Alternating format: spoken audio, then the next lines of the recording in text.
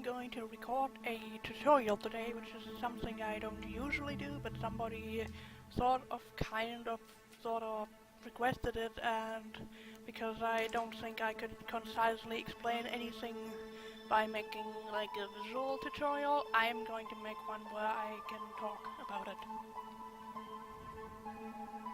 So, here we go. I pulled this up because I was looking for something that was like almost completely finished but didn't have any shading, and this was the only thing I could find.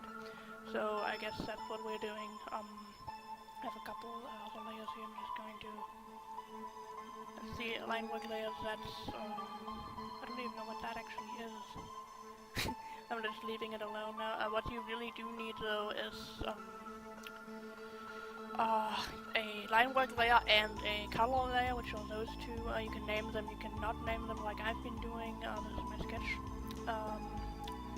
That's the most important things that you need to have. What you want to do is make a new folder and name it Shade, or you could name it Pineapple if you wanted to, but it's easier if you have like a lot of things going on. And you set that to clipping group. You can do this in most right-click things as well. I don't know if Clip Studio can actually do it. I only usually do it with this clip to layer below.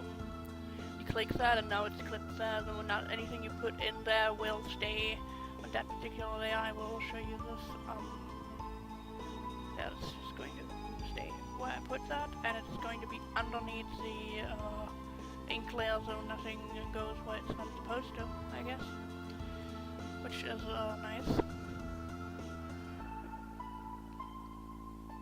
And essentially we will want to set the folder itself to multiply and grab something like a softish watercolor or something, and some sort of shading. Him doing just put an extra layer. This is my preferred shading color for this. What you can also do is I really like using something like this, but for this I will just use a bluish because I have something blue in the background, so why not? And really what you want to do is shade, which sounds really pretentious, I know. I'm just going to do a small part of this because it's going to take forever if I'm not going to restrict myself. And I'm also going to show two different ways you can do shading. This is a slightly more extensive one because you actually have to think about what you're doing. Hint, I don't usually think about what I am doing when I'm drawing, which probably shows in a lot of my artwork. And really want to shade where you think shade was coming from, which is around here and there and probably here, because you know sunlight wouldn't hit that if it was coming from over there. And probably all of this and that also, and this and a bit of this and a bit of this. I don't actually have to be particularly clean about this, but you can't really see much of what's going on with the darker color, but I hope it will suffice. Oh god, English is difficult when it's not your first language. And basically, oh nice, something is going off. Great, I'm trying to record and something is going off. That's always my favorite. Essentially, you want to get the big parts of the shading down, or when the light is coming from here, it'll hit all of this, and then it'll hit none of this, and yeah, I prefer my shading to be kind of soft unless I'm doing like something metal-ish, where I'm using something like this, because it has like a sharper edge to it. But for this purpose, I'll be doing this. So now you have your basic shading down on this layer inside the folder, and it's going to stay clipped to there because the folder is clipped there. If you remove that, it will spill over. You can also clean it up with another brush, which I'm going to do here.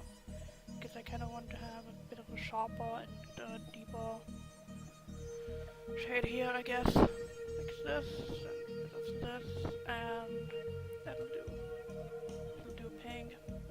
And what you want to do next is get an airbrush, which something like this, or an even softer one.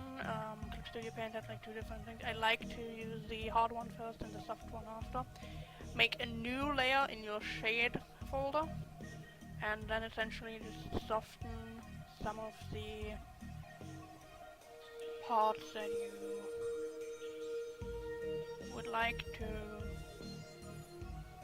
shade. So I would put some here and maybe a bit here and here.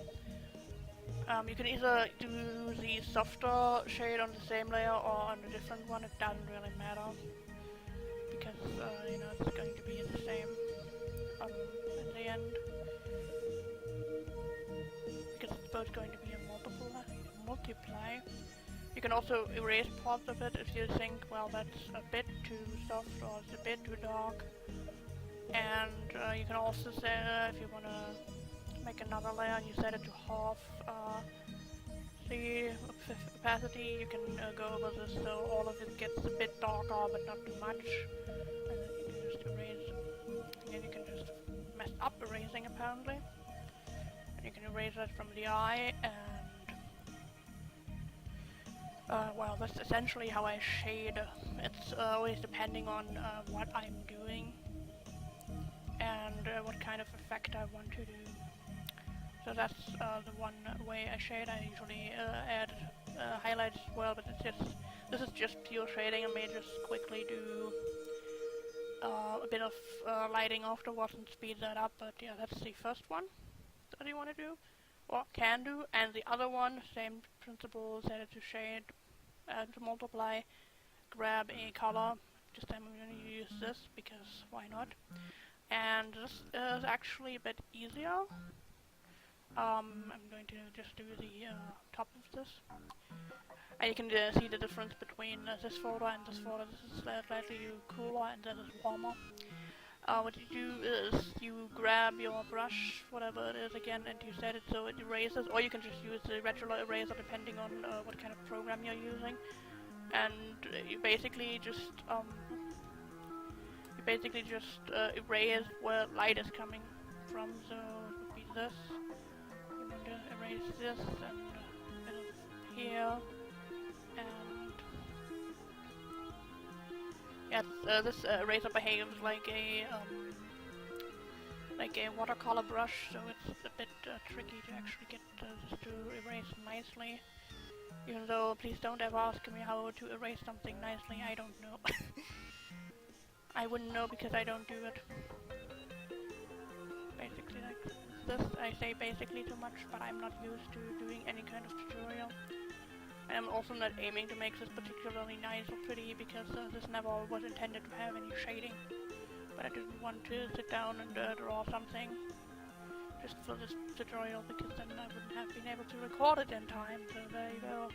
You can just do it like this, and I'm gonna erase a bit of here because the light is coming from there, and erase this, and this, I guess. Just try to imagine where the light is coming from actually. You can also do that with your regular soft brush, and just gently erase around the edges here and here. And if you set this back to normal, you can also color pick your correct color and fix up some mistakes that you made. Just remember to go in the correct layout, otherwise it won't work. And you can just go in here and fix it up. You can always leave it as a regular layer without setting it to multiply, if that helps you somehow, just seeing the overall shape of it. But I like to keep it on the multiply so I know what's actually going to look like in the end. this is a bit of a faster way because you're essentially just taking away things. So you have less to worry about. Just set this, and you always have to set the actual folder and not the layer itself. You can, however, set an extra layer to multiply inside the multiply folder, where you can then add extra shading basically to the shading that already exists if you put the correct. So it's basically this band. Set it again. Some here and here, just as an example. Maybe some here. So it will give it some extra depth if there's already shading on another layer that you have. You can also just adjust that a little bit. And well, that is essentially it as far as my shading ideas go. I'm just going to go ahead and quickly add some lighting to the part here, which is done by just putting another clipping layer on there and setting it to overlay. Usually you can do the same trick with the multiply folders with the overlay folder, but I try to keep it simple. So this will be sped up so you can see what I'm doing. I'm also using a slightly lighter color version of this, so you have this as my highlight color. Hopefully it'll not look too bad. And I usually use an airbrush or something like this for that. And well, here I go.